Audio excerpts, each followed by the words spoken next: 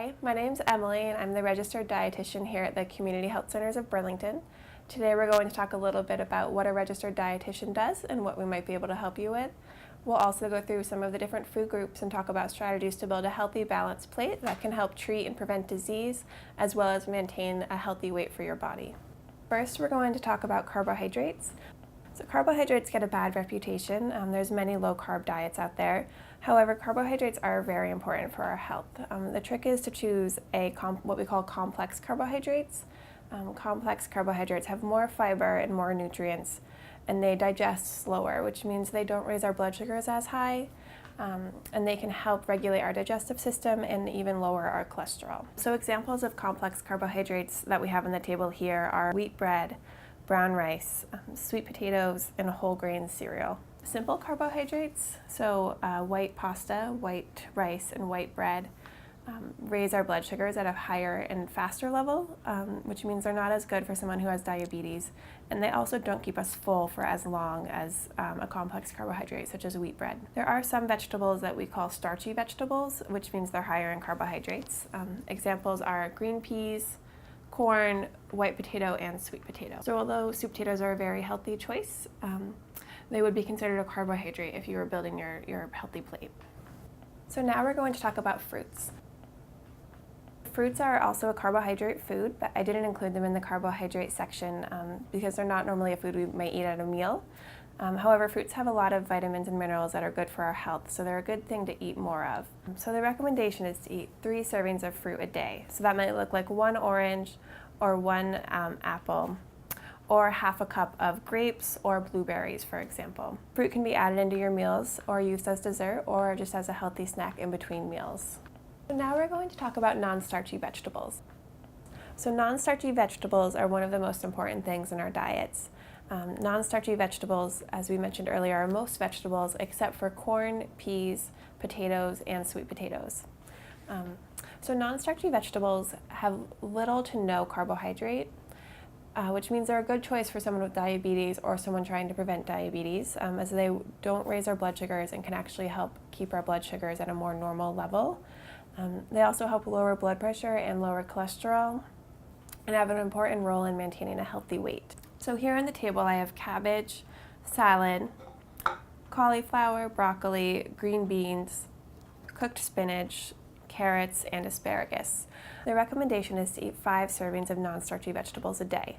So that might look like 1 cup of raw leafy greens, which would be 1 cup of spinach, for example, that's not cooked, or half a cup of vegetables, so half a cup of sliced up carrots or half a cup of cooked spinach.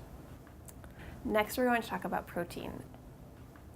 Protein is an important nutrient because most sources do not raise our blood sugars, and protein helps keep us full for longer. So examples of protein are shrimp and fish, any variety of fish, beef, chicken, pork, beans or lentils, eggs, and cheese.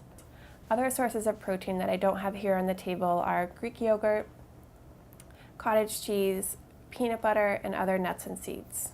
So it's a good idea to try to have protein at every meal. Many of us will not really eat a lot of protein during the day and then have a big piece of meat at dinner.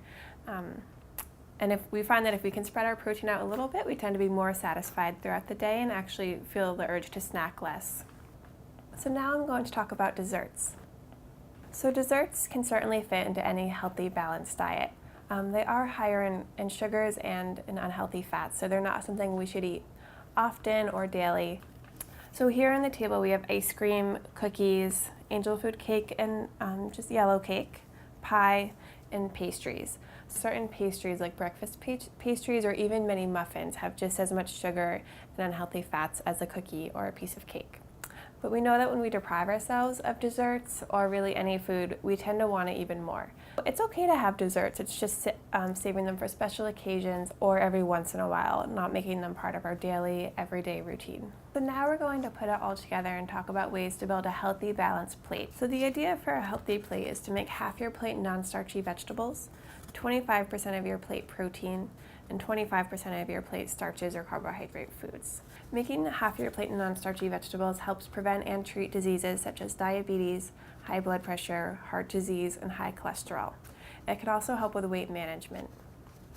Another benefit of making half your plate non-starchy vegetables is it helps ensure that we get the 5 recommended servings of non-starchy vegetables every day, and helps ensure that we get all the vitamins and minerals we need for a healthy body. So that might look like making half of our plate spinach, broccoli, and carrots. So I did 3 different vegetables just to fill half the plate, but if you're doing this at home, you could just choose one vegetable and have a larger portion. For starches, I'm choosing sweet potatoes. Other examples might be brown rice or a whole wheat roll. And then for the protein, I'll put chicken down, but you could also do beans or any other variety of protein foods. So now I wanted to talk about drinks. I think drinks can be a little bit confusing, and they can also be a sneaky source of sugar. So to demonstrate, I'm going to show you some of the different drinks and the amount of sugar in each drink. So here we have Coke and Sprite. Each of these bottles have 16 teaspoons of sugar, as you can see here. I think there's some confusion. Many people are aware that Coke has sugar, but drinks like Sprite and ginger ale that are more of the clear liquids also have just as much sugar as Coke or Pepsi. I also wanted to talk about juice. Here we have Nantucket Nectar's cranberry juice, and it also has 16 teaspoons of sugar. There's a lot of confusion concerning juice. Even if it's 100% fruit juice, it still means that it's high in sugar. So the bottom line with juice is it's always better to try to eat our fruit than to drink it. When we eat our fruit, we're getting fiber and some of the other health benefits. Drinking juice, as I said, even 100% fruit juice, is really just a lot of sugar for our bodies. There's also some drinks out there that are really high in sugar, even though they might appear healthy. Vitamin water. So this vitamin water has 8 teaspoons of sugar. And that can be really confusing because vitamin water is marketed as sort of a healthy drink with many benefits. However, it's very high in sugar. Another example of a drink that many people think is healthy is Powerade. So Powerade also has quite a bit of sugar. So it's something to be mindful of. Even certain drinks like sweet teas have a lot of sugar. One more drink that's high in sugar is Nantucket Nectar's Half and Half, or really any sweet teas. This bottle has 10.5 teaspoons of sugar, which is quite high. So the trick when you're choosing a drink is to turn the bottle around and look at the nutrition label. The goal should ideally be 0 grams of sugar. So the bottom line is when you're choosing a drink, choose drinks that have 0 grams of carbohydrates or sugar. Examples are water, tea without any sugar, and coffee without any sugar. But of course, water would be the most hydrating choice for our health. So I just wanted to take a brief moment to talk about exercise because it has many health benefits, including lowering our blood sugars, our cholesterol, high blood pressure, and maintaining a healthy body weight. So exercise doesn't have to mean going to the gym. Other examples of exercise or activities might be just going for a walk every evening with your family, playing soccer or basketball, or even if you do like sort of a fitness regimen, you can go on youtube.com and find different ideas for exercise. It's also a good way to try new things without paying any money. Before we finish up, I wanted to talk a little bit more about how to schedule a nutrition appointment if you find that you have more questions or want to talk about how nutrition can help you. If we meet, we would talk about your various health goals and strategies to reach those goals that are within your budget and food preferences.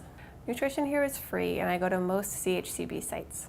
To schedule an appointment, you can ask for a referral from your doctor, or schedule an appointment at the front desk when you're here in the office, or call the health center and ask for a nutrition appointment.